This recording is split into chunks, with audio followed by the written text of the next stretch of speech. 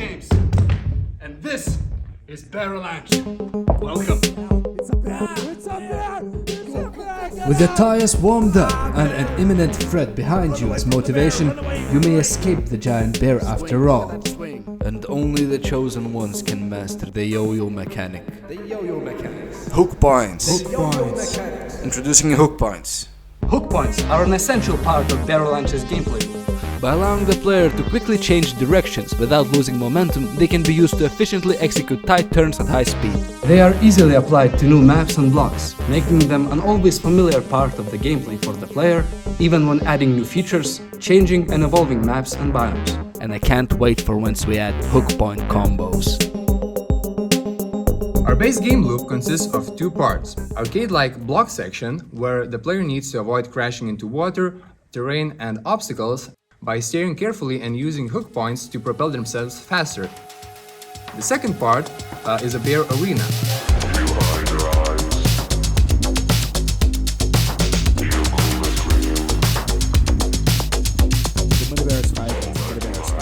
Bear arena appears after a substantial distance has been traveled in the block section.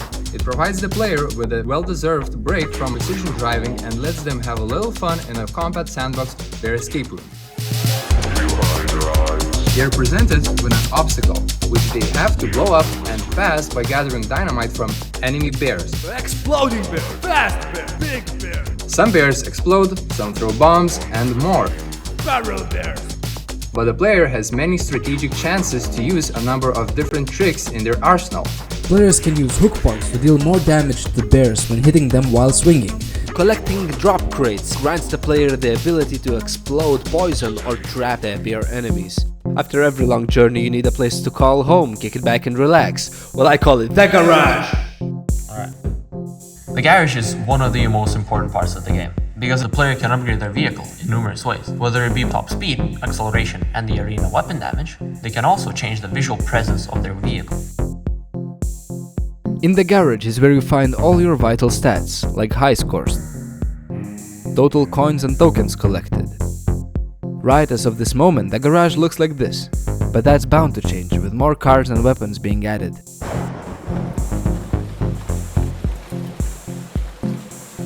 Bear-Alanche's design excels in modularity, therefore updating biomes, arenas or blocks becomes a trivial task. The idea of adding seasonal events and applying general, visual or environmental changes has been accounted for from the beginning. Various game modes could be implemented that still base themselves around the original concepts and mechanics. Expandability could also be prevalent in the garage in the form of different cars and weapons. We have many fresh ideas and concepts that are ready to be tried and applied.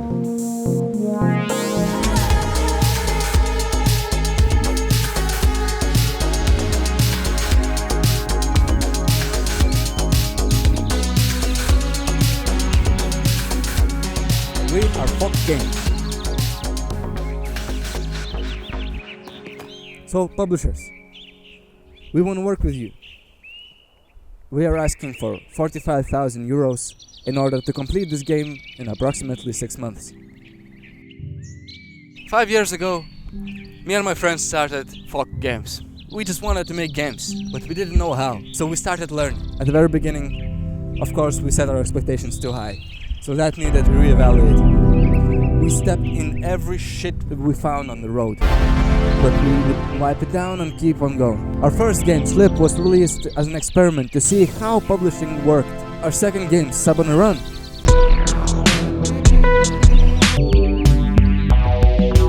was released with an idea that we would keep updating it as we gathered more user feedback. Sadly, right around that time, some internal turmoil struck Folk team. Some people had to leave, while others regrouped and start everything all over again. And that's how we arrived at Bear-Alanche. Armed with experience, we are fire in our eyes. And we're not gonna let this go.